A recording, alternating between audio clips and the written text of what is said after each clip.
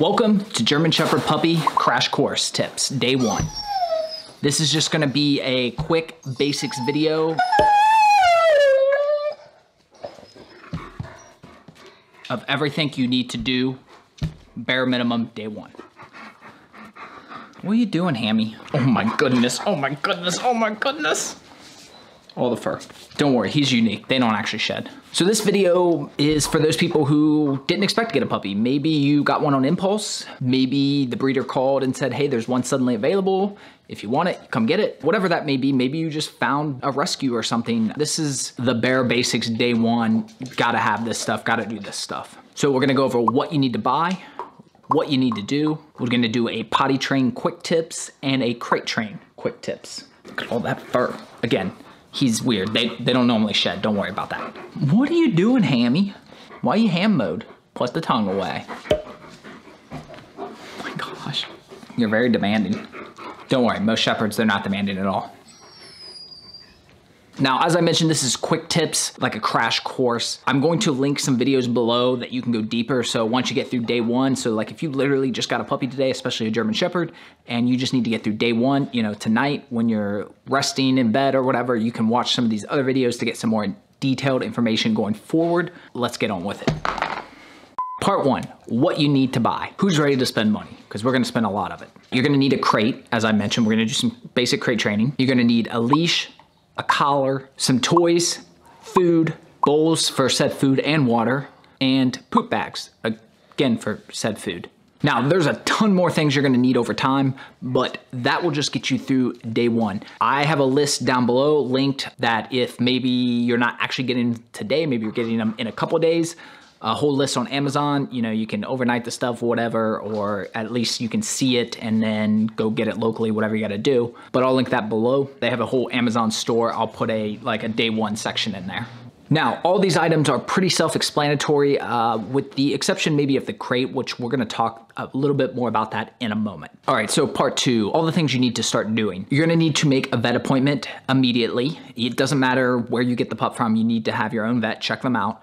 You need to start crate and potty training, which we'll talk about, and you need to start preparing your home for them. So let's talk about the vet appointment. It doesn't matter where you get them from, but especially if you literally like rescue them like side of the road, even if you get them from a reputable breeder or anything like that, you still need to make a vet appointment with your vet, get the records transferred if there are any, talk with your vet and get a plan for all their vaccines because they're gonna need additional vaccines and everything most likely, unless you're adopting or rescuing one that's a little bit older from like a rescue shelter. They might be good, but even then, I would still suggest making a vet appointment with my own vet. Side note, if this is one of those scenarios where you literally like found them on the side of the road or behind a dumpster, I probably wouldn't even take them in my house because they could have fleas or ticks or anything else. You don't want that getting in your house, especially if you have other pets. I would like literally go straight to the vet. Now, preparing your house. Most of this has to do with potty training.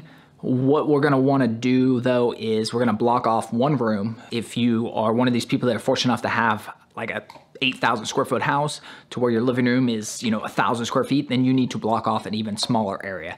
If you're familiar with our videos, you've seen like our basement. It's a basement garage, so it's a decent size area, maybe like 600-700 square feet, I don't know. I knocked that down to like less than 1/4 when we were potty training with Lotus. Also, you're gonna wanna pick up any rugs, anything you don't want chewed, shoes, remote controls, anything like that, you're gonna wanna pick up. If you have carpet, you may wanna consider like going to IKEA and buying a cheap rug and laying down or ordering one. That way, if they have accidents, by the time they're potty trained, you could just kind of throw it away. Now, like I said, you can pick any room you want, but keep in mind that they have to be monitored anytime they're not in that crate, and the crate needs to be in the same room. So I would probably suggest a living room or whatever room you hang out in all day, because that's where you're gonna be hanging out. If you are by yourself or something, you need to take them into the kitchen to make dinner or whatever it may be, then you literally just take them with the crate in there and don't give them free roam of any other parts of your house. We'll talk more about that in the potty train section, but you want to severely restrict what they have access to. All right, so let's talk about potty training. Again, this is a crash course video. I have an entire video on potty training. I have a couple videos on potty training. I will link them below. I just did an updated one recently, but this is just like a bare minimum to get you on the right path on that first day. So we're gonna do, like I said, we'll put everything away, rugs, shoes, all that stuff out of your living room is gone. That way, if they have an accident, it's easier to clean up. Also, keep in mind that if they have accidents, no matter how good you clean it, I would probably still kind of block that off, even if it's just like setting an ottoman or something over that section so that they can't smell right there again, because if they can smell it, even if you cleaned it really well, they're more inclined to go there again. So you want to make sure you're setting them up for success. Don't tempt them into failure. All right, so the basics. You're going to go anytime they wake up, anytime after they eat, anytime that they stop an activity. So if you're playing with them in the living room and you decide to stop that activity, take them out the potty, you are not going to want to give them food or water 2 hours before bed. Night potty is a little bit different and you'll really need to watch the full video, but in case you can't get to that on the first day, to get you through that first night, I will say that they can generally hold it for 1 hour for each month old. So if you get a puppy at 8 weeks, 9 weeks, 10 weeks, about 2 months old, go about 2 hours. If you're a really light sleeper, you don't have to, but if you're not a light sleeper, I would set an alarm and wake up every however many hours that is to take them out, because you don't want them to have an accident. I talk more about that in the potty train video, but that's what I would do for the first night, is just set that alarm, get up, take them out. When you do that, you literally wake up, walk to the crate, unlock it, pick them up, carry them outside, set them in the grass where you want them to go. Once they go, pick them back up, carry them back in, place them in the crate. Do not deviate from this for any reason. If you deviate, they will have an accident, promise. Now, if you want to say like good boy, good girl after they go, that's fine. Otherwise, keep it quiet. You don't want them to think this is a time to get up and do stuff. All right, so let's talk about crate training real quick. I have whole videos on this that I would suggest you watch to learn this whole process. But again, we're just trying to get through the first day. Their crate needs to be in whatever room you're gonna keep them in. Now, if you're choosing to let them sleep in your bedroom at night, that's fine. If that's something you wanna do, take the crate in there with you. We have large crates. Obviously, we have large dogs. If you've got a large breed dog and they're a puppy, you need to make sure it's one that is dividable so that you can make it small. Or honestly, I would just buy a second small crate. I mean, yeah, they're gonna grow out of it in a few months, but it's so much easier because you're gonna be moving that crate around a lot, most likely, because anytime you can't be literally monitoring them, they need to be in their crate. So chances are you're gonna end up moving that around your house occasionally. At the very least, if you do get a large one, make sure you can divide it up and make it small. That comes more into potty training reasons, which you can watch the full video for that, but just know that's what you should do. When you put them in that crate, when you go to bed, so as I mentioned prior, no food or water 2 hours before bed. Right before going to bed, take them out, let them go potty, take them in, put them in the crate, lock the door. If you want, you can like lay a blanket over it. Don't cover it completely. Make sure there's airflow. If you have to, make sure the air's on or a fan on or something. You don't want them to get too hot. They're going to cry. So if you normally go to bed at 10 o'clock and you put them in their crate at 10, just know that chances are they're gonna cry for at least 30 minutes, at least. You cannot go let them out once you put them in that crate. If you do that, it will ruin your life. The only thing that we'll learn is that if I cry long enough, they will let me out.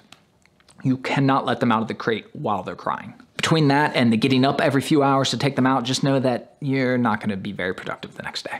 All right, so some final overarching tips that I wanna give you. One of the YouTubers I watch, he recently just got a puppy, and in that video, it was funny because he said, I thought I was gonna get this puppy and, just go about my normal days. No. Your life is forever altered, and those next couple weeks are gonna be a complete blur of a mess. You're not gonna be very productive. You're gonna be sleepy. It's like a newborn child. So just know that your entire life is gonna be upside down. They can't be alone all day, especially if this is a puppy.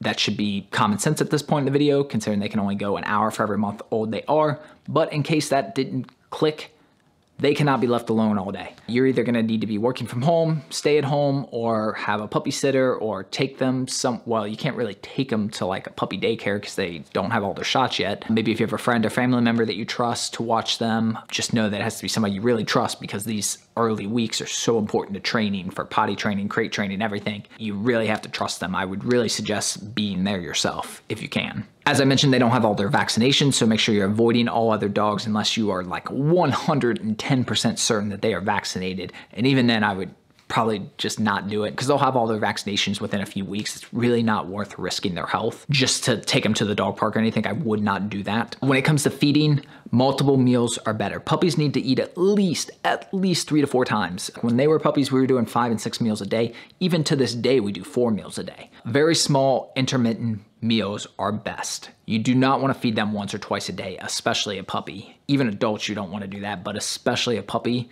needs to be bare minimum 3. I'd really try to do like 5 or 6, honestly. Water needs to be available at all times for them. Now, if you are putting them in their crate at night, obviously not. If you are putting them in your crate and you're leaving for a couple hours, I personally wouldn't leave water in there. There's a good chance they might just knock it over and make a mess. When they're out of their crate and you're watching them, water should always be available. I would suggest putting water in the crate during those times, and I would always feed them in the crate because you want them to see the crate as a safe space. And finally, just know that they're going to sleep a lot. As active as Enzo and Lotus are, if you've seen our videos, our street is a very short street. I remember when Enzo was real young, 10, 12 weeks old, our morning exercise was we would just walk to the end of the street and back, and then he would come in, eat some food, and just pass out for several hours. Like, that was it. That's all we did. And then he'd wake up and we'd do a similar walk or something. So it doesn't take much. They're gonna sleep a ton.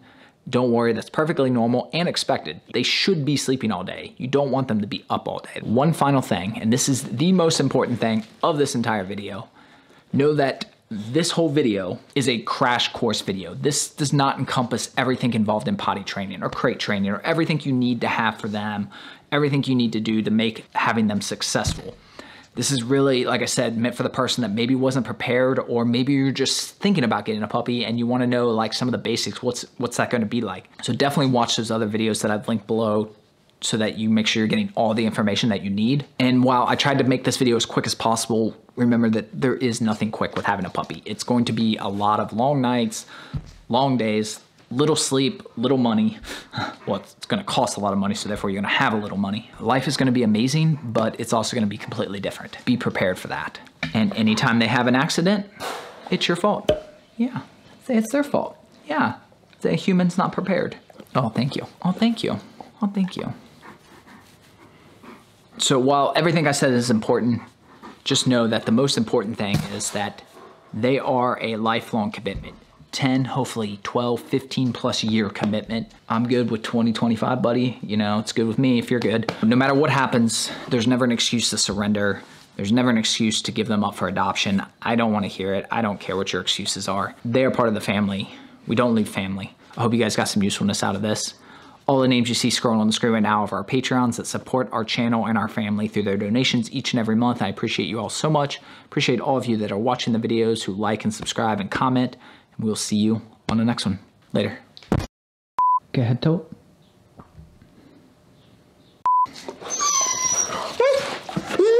Now that will get you in trouble. Thanks for bringing me your slimy ball. All right, that can be a blooper.